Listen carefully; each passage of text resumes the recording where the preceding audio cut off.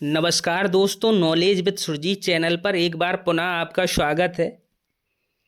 हमारे चैनल पर बाल विकास एवं शिक्षा शास्त्र की कक्षाएं चलाई जा रही हैं। उसी क्रम में आज हम आगे के टॉपिक पर चर्चा करेंगे। देर ना करते हुए आइए शुरू करते हैं। देखते हैं आज का टॉपिक क्या है।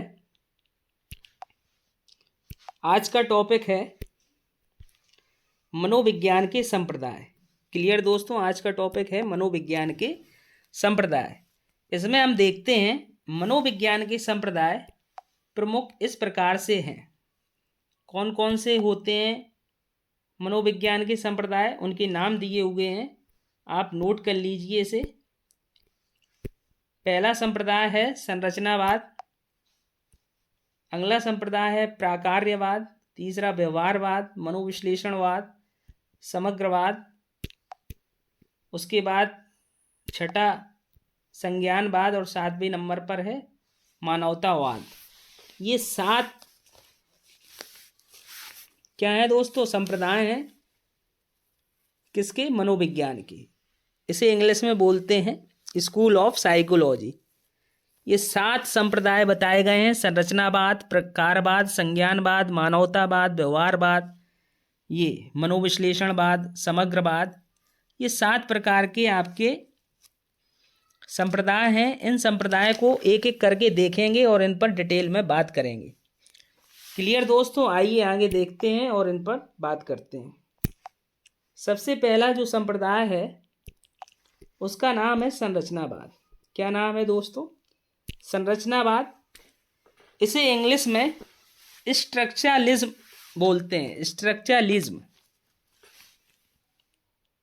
इसमें क्या बताया गया है? मनोविज्ञान के संरचनावाद संप्रदाय की प्रमुख प्रवर्तक या के प्रमुख प्रवर्तक, की नहीं है यहाँ, के है दोस्तों, के प्रमुख प्रवर्तक विल्हेम वुंट थे।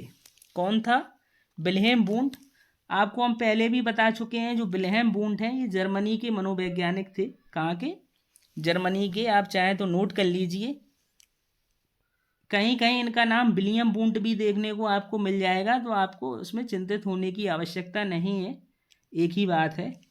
क्या किया इन्होंने? इन्होंने 1879 में 1879 में संरचनावाद संप्रदाय की अनौपचारिक स्थापना की थी। कैसी स्थापना की थी? अनौपचारिक। तथा लिप्जिंग नामक स्थान पर प्रथम मनोविज्ञान प्रयोगशाला की स्थापना की थी। इससे पहले भी हमने आपको बताया था कि विलियम वुंट ने मनोविज्ञान की प्रथम प्रयोगशाला की स्थापना की है। इस तरह से भी क्वेश्चन पूछा गया है। तो लेकिन हम यहाँ संरचनावाद की बात कर रहे हैं, तो उसी को देखते हैं। संरचनावाद का जो अनौपचारिक स्थापना की गई वो विल्हेम वुंट के द्वारा की गई। और कब की गई? 1879 में, याद रखिए। क्लियर दोस्तों? अब आगे देखते हैं।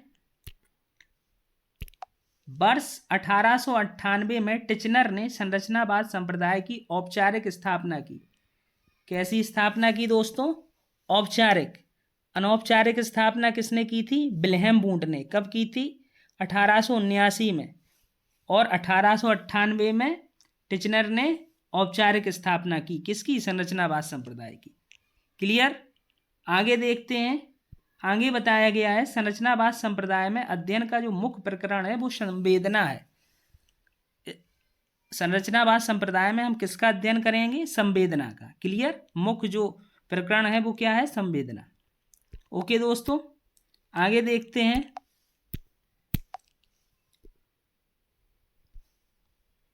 वुंट के मुख्य सहयोगी एडवर्ड बेडफोर्ड तथा टिचनर थे। यदि आपसे पूछ लिया जाए कि जो संरचनावाद का संप्रदाय जर्मन वैज्ञानिक ने दिया था विल्हेम वुंट ने, उनके सहयोगी कौन थे? तो आप बताएंगे उनके सहयोगी एडवर्ड थे, बेडफोर्ड तथा टिचनर थे। क्लियर?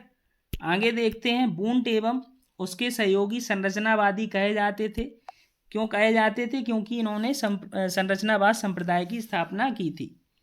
क्लियर? आगे बात करते हैं। संरचनावाद को आत्मनिरीक्षणवाद, आत्म अवलोकनवाद, आत्म साक्षात्कारवाद तथा अस्तित्ववाद के नाम से भी जाना जाता है। ओके दोस्तों, संरचनावाद को अन्य नामों से भी जानते हैं। यदि आपसे पूछा जाए कि संरचनावाद के अन्य नाम क्या हैं तो आप बताएंगे कि इसे आत्मनिरीक्षणवाद भी बोलते हैं, आत्म अवलोकनवाद भी कहते हैं और आत्म साक्षात्कारवाद भी कहते हैं तथा अस्तित्ववाद के नाम से भी जाना जाता है। ये भी आप नोट कर लीजिए। आगे देखते हैं। वुंट व उसके सहयोगियों ने अंतर्दर्शन नामक मुख्य अध्ययन विधि का प्रयोग करके मन के व्यवस्थित अध्ययन का प्रयास किया। किस विधि का प्रयोग किया? अंतर्दर्शन नामक विधि का प्रयोग किया। और इसके माध्यम से क्या किया? इन्होंने मन का अध्ययन किया। मन के व्यवस्थित अध्ययन करने के लिए इन्होंने अंतर्दर्शन नामक विधि का प्रयोग किया। यदि आपसे पूछा जाए कि विल्हेम वुंट ने मन के अध्ययन करने के लिए किस विधि का प्रयोग किया तो आप बताएंगे कि इन्होंने अंतर्दर्शन विधि का प्रयोग किया है। क्लियर दोस्तों? आगे देखते हैं। आगे बात करते हैं अंतर्दर्शन विधि के प्रमुख तत्व। अंतर्दर्शन जो विधि है उसमें है क्या, उसके तत्व क्या हैं? तो अंतर्दर्शन विधि के प्रमुख 3 तत्व हैं। पहला है संवेदना, जिसे इंग्लिश में सेंसेशन कहते हैं। दूसरा है प्रतिमा और तीसरा है भाव, जिसे फीलिंग बोलते हैं। प्रतिमा को इंग्लिश में बोलते हैं इमेज। क्लियर दोस्तों? इमेज। और संवेदना को बोलते हैं सेंसेशन।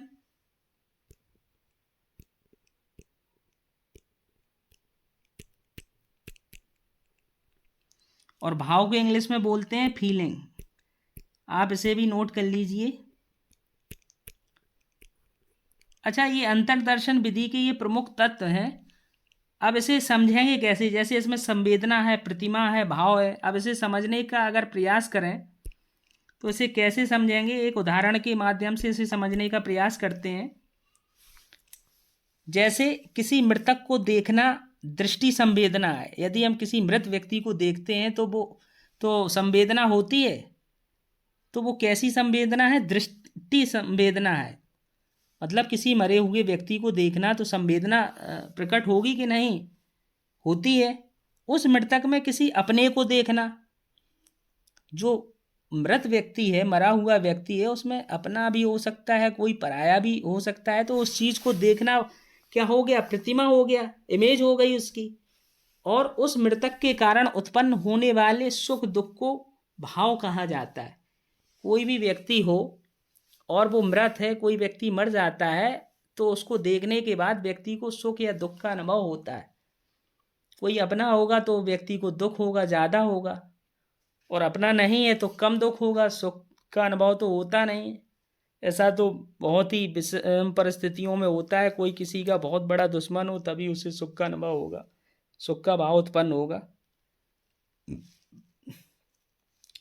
अन्यथा की स्थिति में दुख का ही भाव उत्पन्न होता है। तो आपको समझ में आया कि अंतर्दर्शन विधि क्या है और इसके प्रमुख तत्व क्या है। और अंतर्दर्शन जो विधि है इसका उपयोग किसने किया था? विल्हेम वुंट ने मन के व्यवस्थित अध्ययन करने के लिए अंतर्दर्शन विधि का प्रयोग किया गया था। क्लियर दोस्तों? अंतर्दर्शन विधि, इसे आप याद कर लीजिए और नोट भी कर लीजिए, अंतर्दर्शन विधि। अब आगे बात करते हैं।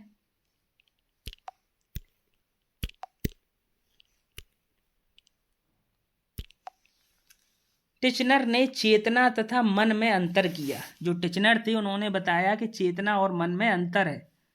टिचनर ने क्या बताया कि जो चेतना है और मन है उसमें अंतर है, तथा कहा कि मन से तात्पर्य उन सभी अनुभवों से है। मन क्या होता है उसके बारे में बताया कि वो सभी अनुभव जो जन्म से ही अस्तित्व में है, जन्म से ही अस्तित्व में है, जबकि चेतना से तात्पर्य उन सभी अनुभवों से है जो एक दिए हुए क्षण में हों। चेतना मतलब जो अचानक से कोई चीज देखकर मन में चेतना जागृत हो जाए, उसी पल आ जाए मन में, वो चेतना है। और मन क्या होता है? मन जो जन्म से ही अस्तित्व में है। क्लियर दोस्तों? टिचनर ने चेतना तथा मन में अंतर किया और क्या कहा कि मन से तात्पर्य उन भी अनुभवों से है जो जन्म से ही अस्तित्व में है, जबकि चेतना से तात्पर्य उन अनुभवों से है जो एक दिए हुए क्षण में हों। क्लियर? आगे बात करते हैं।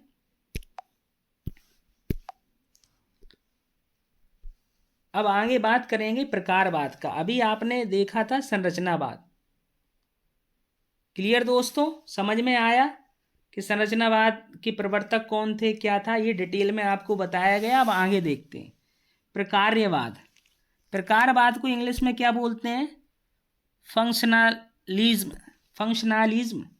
क्लियर दोस्तों, इंग्लिश में प्रकारवाद को बोलते हैं फंक्शनलिज्म। इसमें क्या है, वर्ष 1890 में विलियम जेम्स ने अपनी पुस्तक मनोविज्ञान के सिद्धांत, कौन सी पुस्तक थी विलियम जेम्स की? मनोविज्ञान के सिद्धांत के माध्यम से अनौपचारिक ढंग से, कैसे? अनौपचारिक ढंग से प्रकारवाद की स्थापना की। यदि आपसे क्वेश्चन पूछा जाए कि प्रकारवाद की स्थापना किसने की, तो विलियम जेम्स ने की। कब की? 1890 में। माध्यम क्या था? मनोविज्ञान के सिद्धांत नामक पुस्तक। और अनौपचारिक ढंग से इन्होंने प्रकारवाद की स्थापना की। क्लियर? आगे देखते हैं। यह संकल्पना, यह विचार जो आया प्रकारवाद का, ये कैसे आया? यह संकल्पना संरचनावाद के विरोध में लगभग वर्ष 1899 में प्रस्तुत की गई थी। कब प्रस्तुत की गई थी? 1899 में। क्लियर दोस्तों? विलियम जेम्स डार्विन के विकासवाद से प्रभावित थे। जो विलियम जेम्स थे वो किससे प्रभावित थे? जो डार्विन थे, डार्विन ने एक सिद्धांत दिया था विकासवाद का सिद्धांत, उसी से प्रभावित थे ये विलियम जेम्स। उन्होंने मन के अध्ययन में जीव विज्ञान की प्रकृति को अपनाया। क्लियर? प्रकारवाद में क्या था? इन्होंने मन के अध्ययन में जीव विज्ञान की प्रकृति को अपनाया। जो जेम्स थे, इनका ये मानना था कि संरचनावाद मन के संबंध में कुछ नहीं बता सकता। ठीक है, लेकिन जो विल्हेम वुंड थे, उनका ये मानना था कि उन्होंने मन के अध्ययन के लिए ही अंतर्दर्शन विधि का प्रयोग किया था। लेकिन ये इनका ये कहना था जेम्स का, विलियम जेम्स का, कि संरचनावाद जो है वो मन के संबंध में कुछ नहीं बता सकता, क्योंकि अनुभवों को तत्वों के रूप में विभक्त नहीं किया जा सकता है। क्या जो अनुभव हैं उनको तत्वों के रूप में विभक्त किया जा सकता? नहीं किया जा सकता। ये बात सही है। अतः उनके अनुसार चेतना मनोविज्ञान की विषय वस्तु तो अवश्य ही थी, परंतु चेतना की क्रियाओं तथा कार्यों अर्थात कार्यात्मक उपयोगिता अधिक महत्वपूर्ण है। ये जेम्स का ऐसा मानना था। क्लियर दोस्तों? अब आगे देखते हैं। आगे क्या है, प्रकारवाद के बारे में और देखेंगे।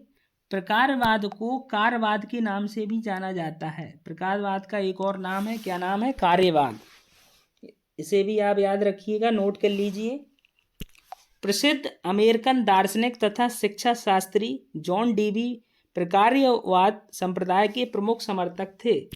यदि आपसे पूछा जाए कि प्रकारवाद का समर्थक कौन है, तो आप बताएंगे कौन था? John Dewey. ये जॉन डीवी थे, ये भी प्रकारवाद के समर्थक थे। इसके बाद प्रश्नावली, अनुसूची तथा मानसिक परीक्षण जैसे वस्तुनिष्ठ उपकरण प्रकारवाद की ही देन है। जो प्रश्नावली है, अनुसूची है, मानसिक परीक्षण, ये सब कहाँ से आया? प्रकारवाद की ही ये देन है। ये भी आप याद रखिएगा, ये भी प्रश्न में पूछा जाता है। आगे बात करते हैं। आगे चलकर प्रकारवाद निम्नवत दो शाखाओं में विभक्त हो गया। जो प्रकारवाद था उसे दो शाखाओं में विभक्त कर दिया गया, एक शिकागो प्रकारवाद और कोलंबिया प्रकारवाद। दोनों ये अलग अलग थे, प्रकारवाद के ही भाग थे। एक शिकागो प्रकारवाद और दूसरा कोलंबिया प्रकारवाद। जो कोलंबिया प्रकारवाद था, इसके समर्थक थे वुडवर्थ। वुडवर्थ इसका समर्थन करते थे। किसका? कोलंबिया प्रकारवाद का। क्लियर दोस्तों? वुडवर्थ। और इसका समर्थक कौन करता था? थॉर्नडाइक थे, वो भी इसका समर्थन करते थे। किसका? कोलंबिया प्रकारवाद का। ये भी आप चाहें तो नोट कर लीजिए कि वुडवर्थ और जो थॉर्नडाइक थे, ये कोलंबिया प्रकारवाद का समर्थन करते थे। यदि आपसे पूछा जाए कि शिकागो प्रकारवाद का समर्थन कौन करता था, तो आप वो भी जानकारी के लिए नोट कर लीजिए। जो शिकागो प्रकारवाद था उसके समर्थक थे जॉन डीवी, विलियम जेम्स ने तो ये दिया ही था सिद्धांत, ये इसके समर्थक थे जॉन डीवी। कौन था दोस्तों? जॉन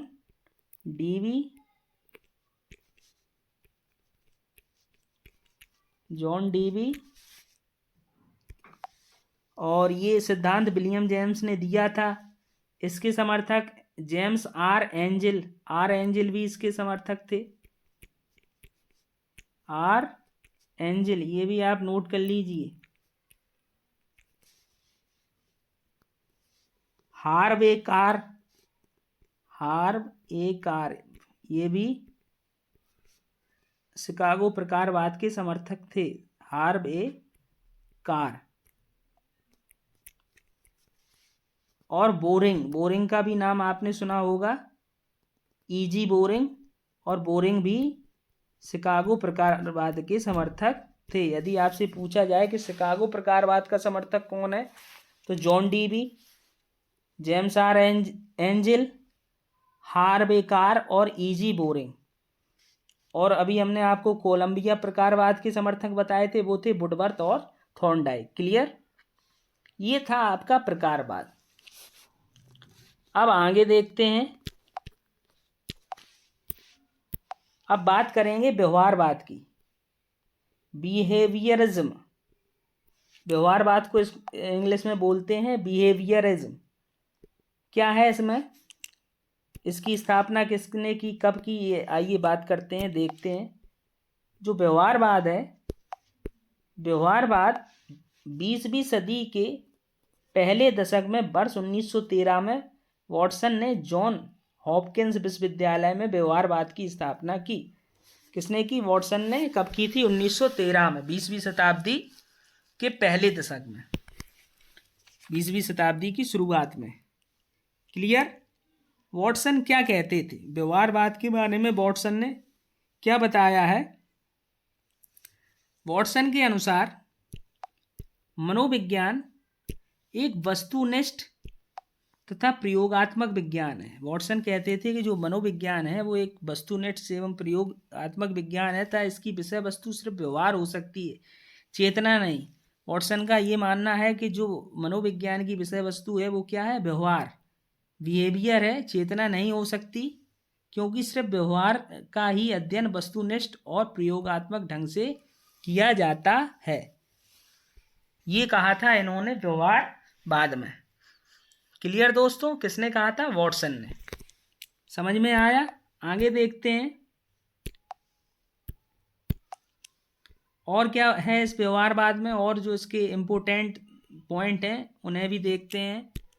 व्यवहारवाद की विचारधारा मानने के कारण इस संप्रदाय के मनोवैज्ञानिकों को व्यवहारवादी कहा जाता है। क्लियर? जो व्यवहारवाद संप्रदाय को मानेगा, इस विचारधारा को मानेगा, उसे व्यवहारवादी। जो प्रकारवाद की विचारधारा को मानते हैं उन्हें प्रकारवादी। जो संरचनावाद विचारधारा को मानते हैं उन्हें संरचनावादी कहा जाता है। आगे क्या है? वॉटसन के व्यवहारवाद ने उद्दीपक अनुक्रिया को जन्म दिया। यदि आपसे क्वेश्चन इस तरह से पूछा जाएगा कि उद्दीपक अनुक्रिया को जन्म किसने दिया या किस संप्रदाय से निकलकर आया, तो आप बताएंगे वॉटसन के व्यवहारवाद से। क्लियर? आगे बात करते हैं। व्यवहारवाद में मानव व्यवहार का अध्ययन करने के लिए पशु व्यवहार को विषय वस्तु के रूप में प्रयोग किया जाता है। मानव व्यवहार का अध्ययन देखना है, मानव बिहेवियर का अध्ययन करना है, तो उसके लिए हमें पशु व्यवहार को विषय वस्तु बनाना पड़ता है। क्लियर? आगे बात करते हैं। इसमें बहिर्दर्शन विधि का प्रयोग किया गया है, जिसके प्रणेता जॉन बी वॉटसन हैं। इसमें कौन सी विधि का प्रयोग किया गया है दोस्तों? बहिर्दर्शन विधि। ठीक है। और जो संरचनावाद था उसमें कौन सी विधि का प्रयोग किया गया था? उसमें अंतर्दर्शन विधि का प्रयोग किया गया था। क्लियर है दोस्तों? आगे बात करते हैं और क्या है व्यवहारवाद में। व्यवहारवाद जीव विज्ञान और रूसी मनोवैज्ञानिक इवान पावलोव के अध्ययन के परिणामों से प्रेरित था। जो व्यवहारवाद था वो किससे प्रेरित था? इवान पावलोव के अध्ययन के परिणामों से। क्लियर दोस्तों? और ये इवान पावलोव तो थे जो ये जीव विज्ञान और रूस के मनोवैज्ञानिक थे। ठीक है, आगे बात करेंगे। व्यवहारवाद की प्रमुख समर्थक या व्यवहारवाद के प्रमुख समर्थक क्लर्क हल, एडवर्ड टालमैन और B.F. स्किनर है। यदि आपसे पूछा जाए कि किसने व्यवहारवाद का समर्थन किया तो आप बताएंगे कि इनके जो समर्थक हैं उनमें क्लर्क हल हैं, एडवर्ड टॉलमैन है और B.F. स्किनर है। ये रहा आपका व्यवहारवाद और जो इससे संबंधित पॉइंट थे वो हमने आपको बता दिए हैं। अब आगे बात करते हैं, अगला संप्रदाय देखते हैं। अगला संप्रदाय है समग्रवाद। अगला संप्रदाय क्या है दोस्तों? समग्रवाद, गेस्टाल्टिज्म, इसे इंग्लिश में बोलते हैं गेस्टाल्टिज्म, समग्रवाद। इसकी स्थापना किसने की थी? समग्रवाद संप्रदाय की स्थापना मैक्स बर्थिमर ने वर्ष 1912 में की थी। किसने की थी? मैक्स बर्थिमर ने, और 1912 में। और इसके जो सह संस्थापक थे वो थे कोहलर और कोफका। कोहलर और कोफका इसके सह संस्थापक थे और मैक्स बर्थिमर इसके संस्थापक थे। उन्होंने इसकी स्थापना की थी। क्लियर दोस्तों? कब की थी? 1912 में। क्वेश्चन आपसे इस तरह से पूछा जा सकता है कि समग्रवाद की स्थापना किसने की, समग्रवाद संप्रदाय की? तो आप बताएंगे मैक्स बर्थिमर ने, मैक्स बर्थिमर। और इसके अगर पूछा जाए सह संस्थापक कौन है तो कोहलर तथा कोप्पा। अब इसमें और आगे देखते हैं, आगे बात करते हैं। जो ये आपका संप्रदाय है समग्रवाद, इस संप्रदाय को गेस्टाल्टवाद भी कहा जाता है। इस संप्रदाय को गेस्टाल्टवाद भी कहा जाता है।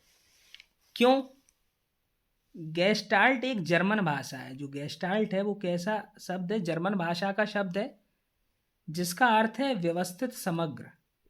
जिसका अर्थ क्या होता है? व्यवस्थित समग्र। जो गेस्टाल्ट है उसका अर्थ क्या होता है? व्यवस्थित समग्र। और ये जो संप्रदाय है वो कौन सा संप्रदाय है? समग्रवाद है, इसलिए इसे गेस्टाल्टवाद भी कहा जाता है। ये आप ध्यान रखिएगा। आगे देखते हैं, गेस्टाल्टवादी सीखने के उद्देश्यों, अभिप्रेरणा तथा पाठ्यक्रम निर्माण पर अधिक जोर देते हैं। जो गेस्टाल्टवादी हैं वो किस पर जोर देते हैं? सीखने के उद्देश्यों, अभिप्रेरणा तथा पाठ्यक्रम। क्लियर दोस्तों? इन तीन चीज़ों पर अधिक जोर देते हैं। आगे बात करते हैं इसी में कि गेस्टाल्टवाद होता क्या है, समग्रवाद होता क्या है, उसे देखते हैं। किसी वस्तु परिस्थिति को उसमें सम्मिलित तत्वों के समूह के रूप में ना देखकर, उस समूह के रूप में ना देखकर उसको एक समग्र रूप में देखना ही मुख्यतः गेस्टाल्टवाद है। क्लियर दोस्तों? समझ में आया गेस्टाल्टवाद क्या होता है, समग्रवाद क्या है? इससे संबंधित जो भी पॉइंट थे जो परीक्षा में पूछे जाते हैं प्रश्न के रूप में, वो सभी पॉइंट हमने आपको बता दिए। अब आगे बात करते हैं, अगला संप्रदाय देखते हैं। अगला संप्रदाय क्या है? अगला संप्रदाय है मनोविश्लेषणवाद। मनोविश्लेषणवाद को इंग्लिश में बोलते हैं साइको एनालिटिसिज्म। क्या बोलते हैं? साइको एनालिटिसिज्म, मनोविश्लेषणवाद। अब इसके बारे में बात करते हैं। 20वीं सदी के आरंभ में विनीत चिकित्सक, एक चिकित्सक थे जिनका नाम था सिगमंड फ्रायड ने मनोविश्लेषणवाद की स्थापना की। एक विनीत चिकित्सक थे, कौन? उनका नाम क्या था? Sigmund Freud. इन्होंने किसकी स्थापना की थी? मनोविश्लेषणवाद की, साइको एनालिटिसिज्म की। क्लियर दोस्तों? इसमें आगे बात करेंगे। फ्रायड ने अचेतन मानसिक क्रियाओं पर विशेष बल दिया। उनका मानना था कि द्वंद्वों और मानसिक विकारों जैसे असामान्य व्यवहारों की मुख्य कारण अचेतन में छिपे रहते हैं। ये कह रहे हैं एक मन होता है अचेतन मन। ये कह रहे हैं कि इनका कहना है कि द्वंद्वों और मानसिक विकारों जैसे जो असामान्य व्यवहार हैं, कौन कौन? द्वंद्व और मानसिक विकार, ये कहाँ छिपे रहते हैं? अचेतन में। क्लियर? ये किसका कहना था? फ्राइड का। आगे बात करते हैं, सिगमंड फ्राइड की मनोवैज्ञानिक अध्ययन को मनोविश्लेषण विधि कहा जाता है। क्या कहा जाता है इनके अध्ययन को? मनोविश्लेषण विधि, क्योंकि इन्होंने मनोविश्लेषणवाद की स्थापना की, मनोविश्लेषणवाद संप्रदाय दिया। क्लियर दोस्तों? आगे बात करेंगे, आगे क्या है? आगे है कार्ल जुंग मनोवैज्ञानिक अध्ययन विधि को विश्लेषण। कार्ल जुंग की जो मनोवैज्ञानिक विधि है, यहाँ के की जगह की है दोस्तों, जो कार्ल जुंग की मनोवैज्ञानिक अध्ययन विधि है उसे क्या कहा जाता है दोस्तों? विश्लेषण विधि। थोड़ा सा ध्यान रखना। और जो सिगमंड फ्राइड की मनोवैज्ञानिक विधि है उसको मनोविश्लेषण, थोड़ा सा अंतर है, ठीक। और जो इनकी मनोवैज्ञानिक कार्ल जुंग की मनोवैज्ञानिक विधि है उसे विश्लेषण विधि, बस मनो का अंतर है, ये आप ध्यान रखिएगा। आगे बात करते हैं, सिगमंड फ्राइड ने अचेतन मन, कौन सा, कितने प्रकार के मन बताए हैं? अचेतन मन। एडलर ने सामाजिक अचेतन मन और कार्ल जुंग ने सामूहिक अचेतन मन का अध्ययन किया है।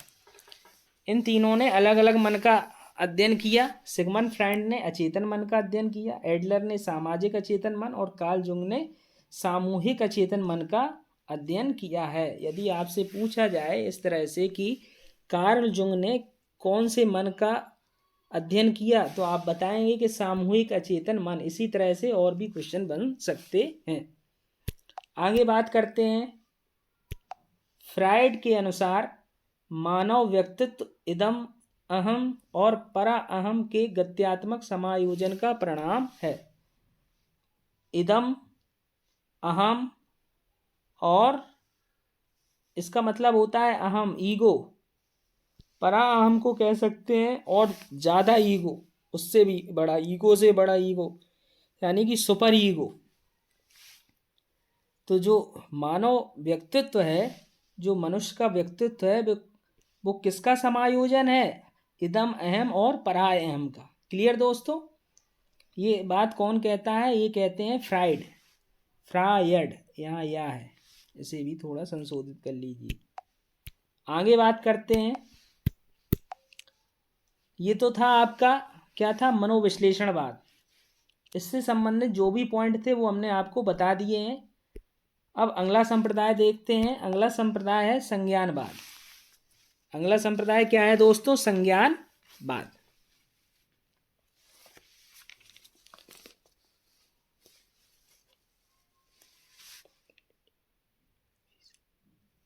संज्ञानवाद को इंग्लिश में कॉग्निटिविज्म बोलते हैं। क्या बोलते हैं? कॉग्निटिविज्म। किसे? संज्ञानवाद को। अब बात करेंगे संज्ञानवाद की। इसमें क्या है? तो संज्ञानवाद मनोविज्ञान का एक नवीन संप्रदाय है। ये नया संप्रदाय बना, वो पुराने संप्रदाय हैं इससे पहले जो आपने पढ़े। ये कैसा संप्रदाय है? नवीन, जिसके प्रणेता जीन पियाजे को माना जाता है। इस संप्रदाय की स्थापना किसने की है दोस्तों? जीन पियाजे। क्लियर? जीन पियाजे ने इसकी स्थापना की है। इन्होंने अल्फ्रेड बिने, बिने नहीं, सॉरी, या अल्फ्रेड बिने होगा, अल्फ्रेड बिने, बिने नहीं है, ने है, ने। अल्फ्रेड बिने की प्रेरणा से बालकों की मानसिक प्रक्रिया का अध्ययन किया था। किसने? जीन पियाजे ने। किससे प्रेरित होकर? अल्फ्रेड बिने की प्रेरणा से। जो अल्फ्रेड बिने थे उनसे प्रेरित होकर इन्होंने किसका अध्ययन किया था? मानसिक प्रक्रिया का अध्ययन किया था। अच्छा, जानकारी के लिए आपको बता दें, जो जीव विज्ञान में जो मानसिक प्रक्रिया है, इसके लिए एक शब्द का प्रयोग किया जाता है, उसे कहते हैं स्कीमा। क्या कहते हैं दोस्तों? स्कीमा। जो मानसिक प्रक्रिया है उसका अध्ययन करने के लिए, मानसिक प्रक्रिया के लिए जो शब्द यूज किया जाता है उसको स्कीमा कहते हैं। और इसी स्कीमा शब्द को जो जीन पियाजे हैं इन्होंने संज्ञान शब्द से संबोधित किया है। इसी स्कीमा को इन्होंने क्या क्या क्या कहा है? संज्ञान। किसने? जीन पियाजे ने।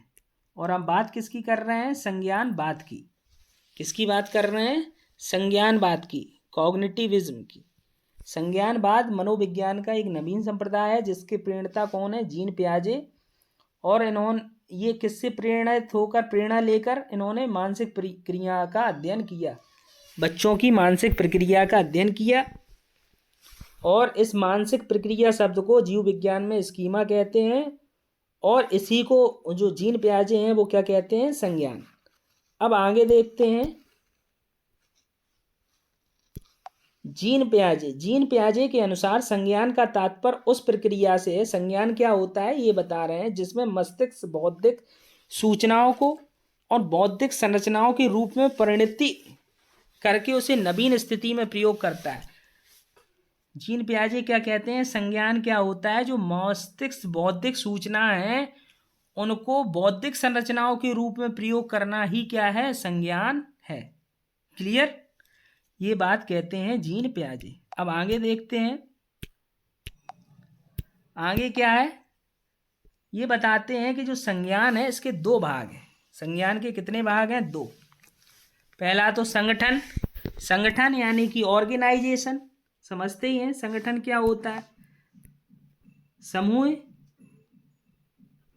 संगठन क्या होता है? एक समूह होता है। ऑर्गेनाइजेशन होता है। क्लियर दोस्तों? और दूसरा है संज्ञान का दूसरा भाग है अनुकूलन यानी कि एडेप्टेशन। अनुकूलन को इंग्लिश में क्या बोलते हैं? एडेप्टेशन। क्लियर? अच्छा, संगठन क्या है? संगठन एक ऑर्गेनाइजेशन और समूह कह सकते हैं। अब समूह कैसा? किसी व्यक्ति का समूह तो यहाँ बात होगी नहीं, संज्ञान की बात हो रही है। तो संगठन क्या होगा? बौद्धिक सूचनाओं को यथार्थ पैटर्न पर विकसित करना ही संगठन कहलाता है। जो बौद्धिक सूचना है उनका एक पैटर्न तैयार करना, विकसित करना ही क्या कहलाएगा? आपका संगठन कहलाता है। और हम बात करें अनुकूलन की, तो जो अनुकूलन क्या होता है? अनुकूलन होता है पूर्व ज्ञान और नवीन ज्ञान में सामंजस्य बिठाना। जैसे आपको कोई पहले से किसी चीज़ की जानकारी है और उसके बारे में आपको नया ज्ञान मिलता है, नई जानकारी मिलती है, तो उन दोनों में सामंजस्य बैठाना ही क्या है? अनुकूलन है। क्लियर दोस्तों? फिर इसमें बताया गया है कि अनुकूलन के दो भाग होते हैं। अनुकूलन के कितने भाग होते हैं दोस्तों? दो भाग होते हैं। एक होता है आत्मसातीकरण और दूसरा समाविष्टीकरण। आत्मसाती को इंग्लिश में बोलते हैं एसिमिलेशन। क्या बोलते हैं दोस्तों? एसिमिलेशन। आप चाहें तो इसे नोट कर सकते हैं, एसिमिलेशन, LATION, एसिमिलेशन। और समाविष्टीकरण को बोलते हैं एकोमोडेशन। एकोमोडेशन। क्लियर दोस्तों? अच्छा, ये बताइए ये आत्मसातीकरण है ये क्या होता है? तो इसमें बताया गया है आगे कि पूर्व ज्ञान को नवीन ज्ञान में आरोपित करना क्या है? आत्मसातीकरण है। पूर्व ज्ञान को नवीन ज्ञान में आरोपित करना मतलब कैसे? जैसे कि आपको बताया जाए, उदाहरण के लिए जैसे हम कहें कि ये कुत्ता एक जानवर है जिसके 4 पैर होते हैं। आपको ये बताया गया, ये पूर्व ज्ञान हो गया। आप आगे आपने देखा कि एक जानवर देखा जिसका रंग काला है, उसके 4 पैर हैं, तो आपको ये भी पता चला कि कुत्ते का रंग काला होता है। तो आपने जो आपको पहले बताया गया था कि कुत्ता एक जानवर है, उसमें आप ये भी जोड़ लेंगे कि उसका रंग कैसा है? काला है दोस्तों। क्लियर? तो ये पूर्व ज्ञान में नवीन ज्ञान आपने जोड़ लिया। इसी प्रकार जैसे नवीन ज्ञान के द्वारा पूर्व ज्ञान में संशोधन करना, वही जाके आप आगे चलते हैं कि आपको एक और नया कुत्ता दिखता है, उसका रंग लाल वैसा ब्राउन कलर का दिख जाता है, केसरिया कलर का, या रंग बिरंगा चितकबरा टाइप का दिख जाता है, तो भी आप जो आपको नया ज्ञान मिला उसमें पूर्व ज्ञान को भी संशोधन करना है। इससे आपको ये पता चल जाएगा कि कुत्ता है वो ब्लैक कलर का ही नहीं होता है, उसके और कई रंग हो सकते हैं। तो ये आपका हो गया समाविष्टीकरण। ये कह रहे हैं कि नवीन ज्ञान के द्वारा पूर्व ज्ञान में संशोधन करना क्या है, समाविष्टीकरण है, और पूर्व ज्ञान को नवीन ज्ञान में जोड़ना क्या है, आत्मसातीकरण है। क्लियर दोस्तों। अब आगे देखते हैं, आगे क्या है, आगे अगला संप्रदाय है। अब बात करते हैं मानवतावाद की। ये लास्ट संप्रदाय है मानवतावाद, ह्यूमनिज्म। मानवतावाद को इंग्लिश में बोलते हैं ह्यूमनिज्म। यानी कि सन 1960 में अब्राहम मैस्लो ने अमेरिका में मानवतावाद संप्रदाय की स्थापना की।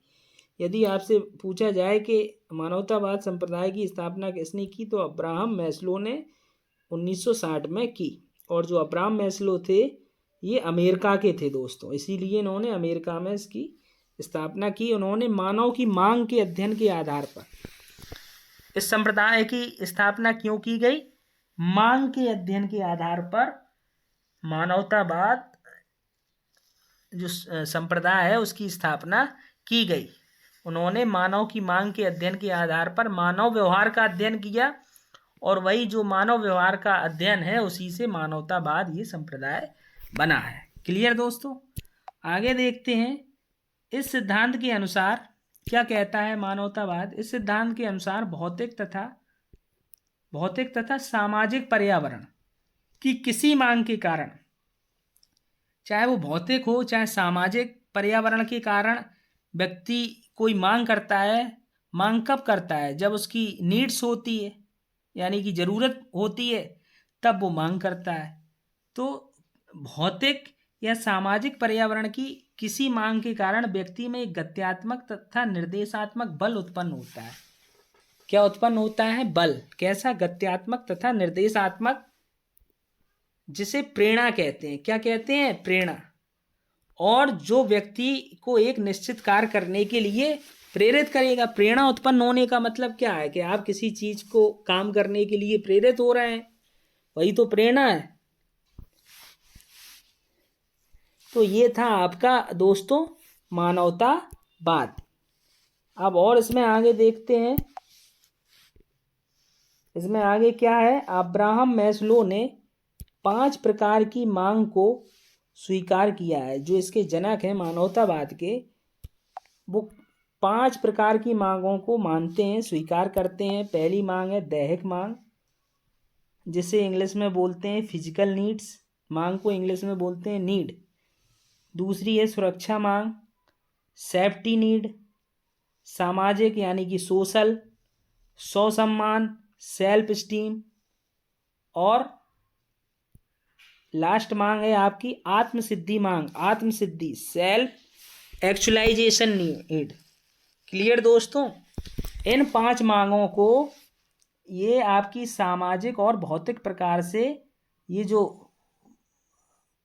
पर्यावरण है, सामाजिक और भौतिक पर्यावरण, उसी के कारण ये मांग क्या होती हैं, उत्पन्न होती हैं। और इन्हीं 5 मांगों को जो अब्राहम मैस्लो हैं वो स्वीकार करते हैं। वो 5 मांग ये रही हैं आपकी। क्लियर दोस्तों। तो आप लोगों को ये सब समझ में आया जो बताया गया। अगर कहीं कोई डाउट है, कोई चीज़ समझ में नहीं आती है ज़्यादा डिटेल में, और इसलिए नहीं जा पाते हैं कि वीडियो बहुत ज़्यादा लंबा हो जाता है। अगर आपको कोई डाउट है तो आप कमेंट करके ज़रूर पूछिएगा, पूछ सकते हैं बिल्कुल, उसे आपको बताया जाएगा। मैं उम्मीद करता हूँ कि ये वीडियो आपको अच्छा लगा होगा। जो भी साथी इस वीडियो को देख रहे हैं उनसे मेरा यही निवेदन है कि आप इस वीडियो को लाइक करें और शेयर करें। और यदि चैनल को सब्सक्राइब नहीं किया है तो सब्सक्राइब भी कर लीजिए। अब मिलते हैं अगले नेक्स्ट वीडियो में नई जानकारी के साथ। आज के लिए धन्यवाद दोस्तों।